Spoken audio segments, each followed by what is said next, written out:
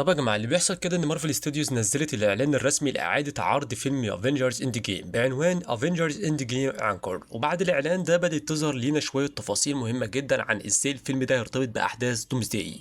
الفيلم هيرجع للسينمات يوم 25 سبتمبر، والمرة دي مارفل هتضيف حوالي 4 دقايق جديدة للفيلم ده. النسخة الأصلية من اند جيم كانت مدتها 3 ساعات ودقيقة، لكن النسخة الجديدة دي هتبقى حوالي 3 ساعات و5 دقايق. وطبعا هنا في توقعات نشوف وقت إضافي أكبر، ممكن 8 أو 10 دقايق، لكن الأربع دقايق دول ممكن يكونوا كفاية جدا، خصوصا إن واضح إن هم يمهدوا بشكل مباشر لفيلم دومزداي. والغريب إن الإعلان نفسه مش بيقدم لقطات جديدة، لكن اختيار مارفل للمشاهد اللي حطيتها فيه تعتبر تلميح كبير جدا. في آخر الإعلان بنسمع جملة مهمة جدا قالها توني ستارك وقت هجوم ثانوس على مقر الأفينجرز، لما قال لما تلعبوا في الزمن هيلعب معاكم. والجملة دي بتاخد أهمية أكبر لما نفتكر إن الفيلم ورانا افنجرز وهم بيرجعوا للماضي في فترات زمنية مختلفة، وده علشان خاطر يجيبوا أحجار الانفينيتي ستونز. طيب هنا كمان الإعلان بيركز على مشهد لوكي وهو بياخد التسراكت وبيهرب بيه، وده مهم جدا لأن في إعلان دومزداي شفنا دكتور دوم بيتكلم عن إن حياة الشخصيات دي نفسها ممكن تكون مبنية على حاجات مسروقة، وان هما في النهايه لازم يرجعوا اللي اخدوه. فممكن جدا يكون في رابط مباشر بين الكلام ده وبين احداث اند جيم. الفكره هنا ان السفر عبر الزمن اللي عمله افنجرز في اند جيم ما كانش من غير عواقب، اللي حصل تسبب في مشاكل كبيره في المالتيفيرس، وده ممكن يكون واحد من الاسباب اللي وصلت لظهور الانكارجنس وانهيار المالتيفيرس. وفوق كل ده بقى في مشكله لوكي كان المفروض يموت في انفينيتي وور، لكن بسبب احداث اند جيم قدر ان هو ياخد التسراكت ويهرب بيه، وده وصل في النهايه للاحداث اللي حصلت في مسلسل لوكي كان الموسم الاول او الموسم الثاني، واللي خلت لوكي يبقى في مركز المالتيفيرس تقريبا ويساعد على بقاء الخطوط الزمنيه المختلفه. لكن في شخصيه تانية لعبت دور مهم جدا في كل الفوضى دي، وهي شخصيه ستيف روجرز. في نهايه اند جيم ستيف كان المفروض يرجع احجار الانفينيتي لمكانها في الماضي وبعدها يرجع للحاضر، لكن بدل ما يرجع قرر يفضل في الماضي ويعيش حياته مع بيجي كارتر.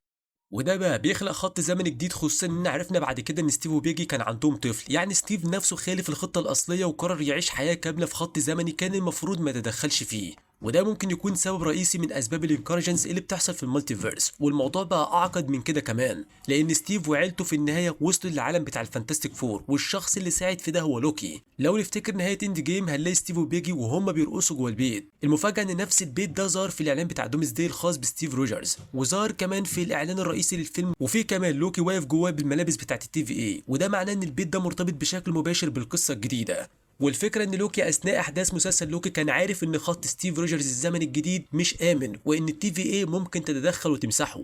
فعشان هنا يحمي ستيف وعيلته لوكي اخدهم وحطهم في عالم تاني، لكن المشكله ان العالم ده طلع هو ايرث 828، عالم الفانتاستيك فور.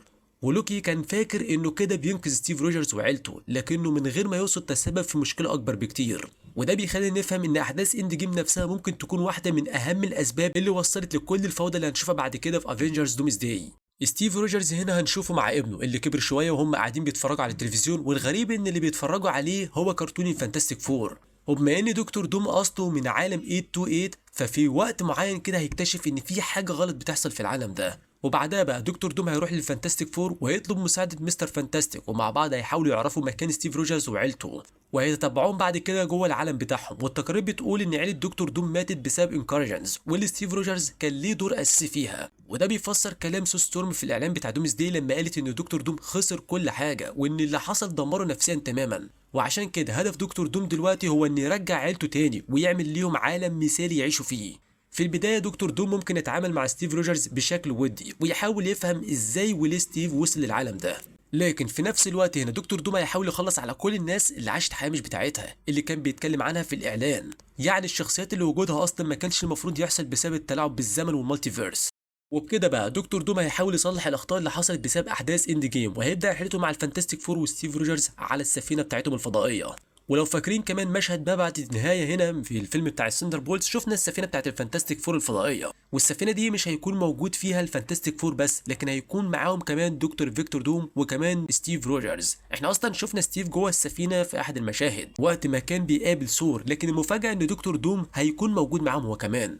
وفي النهايه دكتور دوم هيوصل للتي في اي وهيهاجم لوكي. وفي احد مشاهد دومز داي لما لوكي بيكون موجود في البيت بتاع ستيف بنشوف كمان ستيف ماسك الكارت بتاع التي في اي بتاع لوكي، وانا شايف ان الكارت ده غالبا لوكي هو اللي اداه لستيف علشان خاطر يقدر يتواصل معاه لو احتاجه في اي وقت. لكن الكارت نفسه ممكن يبقى مهم جدا لان دكتور دوم هيستخدمه عشان يوصل للتي في اي ويعرف مكان لوكي. وعشان كده اعتقد ان الاربع دقايق الاضافيه اللي هنشوفها بعد كده في اند جيم انكور ممكن تكشف لنا الحوار اللي حصل بين ستيف ولوكي، ونعرف من خلاله ازاي لوكي نقل ستيف من الخط الزمني اللي كان عايش فيه وحطه في ايرث 828. وفي كمان معلومه مثيره جدا عن الفيلم بتاع الفانتستيك فور فيرست ستيبس. حسب التقارير والتسريبات المشهد اللي ظهر فيه دكتور دوم بعد النهايه كان في الاصل المفروض يكون مختلف، بدل ما نشوف دكتور دوم كان المفروض نشوف ستيف روجرز. في المشهد ده عائله الفانتستيك فور كانت رايحه تتفرج على ماتش بيسبول وستيف كان قاعد جنبهم في المدرجات، لكن المشهد اتغير في النسخ النهائيه وممكن دلوقتي نشوف بدل كده ضمن الاربع دقايق الاضافيه في اند جيم انكر. وطبعا مش المشهد الوحيد اللي مارفل ممكن تضيفه، لان في عدد كبير من المشاهد المحذوفه من اند جيم، واشار طبعا مشهد بعد ما توني ستارك عمل السناب، وفي المشهد المحذوف توني كان بيدخل هنا السول وورلد وبيقابل نسخه اكبر من بنته مورجان ستارك. والفكره هنا ان الشخص اللي بيستخدم حجر الروح او بيتاثر بيه ممكن يدخل فعلا العالم ده ويقابل شخص مهم جدا بالنسبه له. وفي مشهد برضه تاني محذوف هالك المفروض برضه يدخل نفس العالم بعد السناب، وهناك كان يقابل ناتاشا، خصوصا ان موت ناتاشا حصل قبلها مباشره. وكمان في مشاهد محذوفه من المعركه النهائيه ضد ثانوس كان فيها الابطال بيتكلموا مع بعض وبيخططوا اثناء المعركه قبل ما المشاهد دي تتشال من النسخه النهائيه للفيلم. وفي نسخه اطول من نهايه الفيلم برضه بعد ما توني ستارك عمل السناب وضحى بنفسه، كل الافنجرز هنا وقفوا حواليه ونزلوا على ركبه واحده تكريما ليه. لكن جامورا كانت مختلفة لأنها كانت نسخة 2014 ولسه ما كانتش عندها علاقة قوية بالافنجرز، عشان كده بعد ما موت توني ستارك مشيت وما شاركتش في اللحظة دي. وده يمكن يكون بيفتح سؤال مهم جدا، لو التلاعب بالزمن هو السبب كل المشاكل دي فازاي جامورا أصلا موجودة؟ لأن جامورا الأصلية ماتت واللي رجعت من الافنجرز كانت نسخة من سنة 2014، يعني هي كمان شخصية وجودها مرتبط بتغيير حصل في الزمن. وده بيخلينا نتساءل هل هنشوف الجارديانز في دومز داي ولا لا؟ وفي الحقيقة في مشاهد محذوفة كتير جدا من اند جيم لدرجة إن لو جمعناها كلها ممكن تعمل فيلم كامل لوحدها. من ضمن المشاهد دي كمان في مشهد في جنازه توني ستارك كان في دكتور سترينج بيتكلم مع بلاك بانثر وبيحذره من وجود تهديدات تانية ممكن تظهر في المستقبل. المشهد ده كان موجود لان مارفل كانت شايفه ان بعد موت ايرون مان بلاك بانثر ممكن يبقى واحد من اهم الوجوه الجديده في عالم مارفل. وكان في كمان فكره اننا نشوف رحله كابتن امريكا وهو بيرجع احجار الانفينيتي كلها لاماكنها تاني.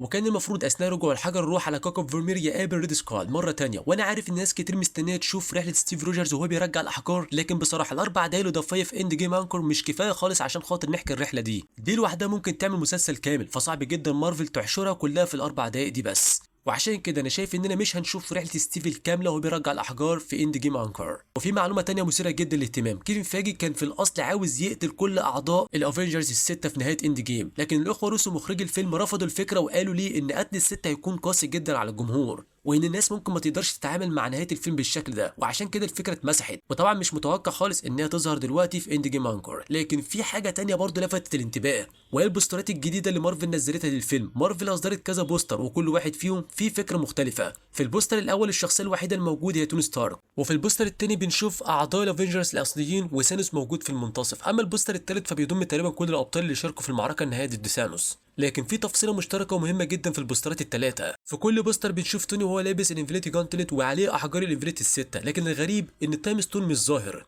كل الاحجار التانية واضح جدا لكن حجر الزمن تحديدا مش باين، ولو ركزنا في البوستر هنلاقي ان حجر الزمن موجود فعلا لكن راس ستيف روجرز مغطيه عليه، وده ممكن يكون تلميح متعمد من مارفل ان حجر الزمن مرتبط بشكل اساسي بالمشكله اللي حصلت بسبب احداث اند جيم. وبما ان ستيف هو اللي رجع الاحجار في النهايه فاخفاء حجر الزمن ورا راسه ممكن يكون تلميح ان ستيف روجرز ليه دور كبير جدا في المشاكل اللي هتحصل بسبب التلاعب بالزمن. فكالعاده بقى استنوا رايكم في الكومنتات، ايه رايكم في التفاصيل دي؟ وبعد ما شفتوا اعلان اند جيم انكور شايفين فعلا ان الفيلم ده هيربط نفسه بدومز داي؟ ولو هيربط نفسه ازاي؟ وهل شايفين ان 4 دقايق اضافيه كفايه ولا كنتم فعلا عاوزين اكتر من كده؟ فبصراحه كده على قد ما في ناس شايفه ان الموضوع ده مش هيكون له لازمه وان الفيلم برده مش هيقدم ولا ياخر، بس خليني اقول لك مع مارفل الموضوع مختلف خالص، انها تحط مشاهد جديده في الفيلم ده حتى كمان لو المشاهد دي كلها على بعضها ما كملتش دقيقتين، فصدقني برده ان في الاول وفي الاخر ده هيفيد جدا وهيربط كمان بفيلم دومز داي. فلو وصلت لحد هنا اول مره على القناه ما تنساش سبسكرايب شير كومنت عشان يوصلك كل جديد اول باول، واشوفك الفيديو اللي جاي. سلام.